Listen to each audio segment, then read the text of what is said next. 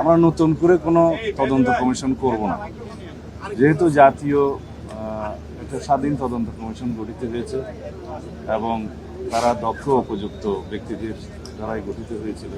তাদের রিপোর্টে আমি একটা গ্ল্যান্স যা দেখেছি, যেহেতু আজকে কথা বলতে হবে সেই জন্য, তাতে যে সমস্ত সুপারিশমালা এসছে প্রায় 70টি মনে হলো।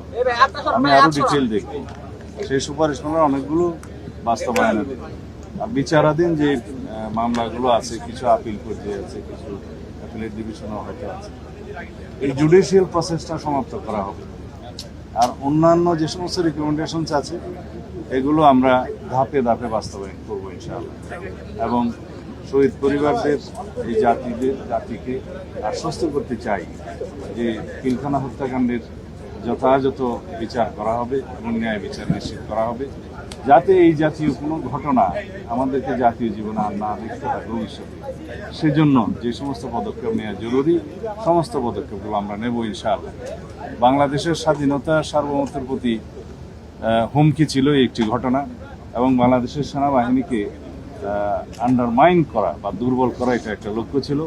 সেটা তাদেরই থাকতে পারে যারা বাংলাদেশের স্বাধীনতা সার্বভৌমত্বে বিশ্বাস করে না অথবা একটা দুর্বল রাষ্ট্র হিসেবে এই দেশকে দেখতে চায়।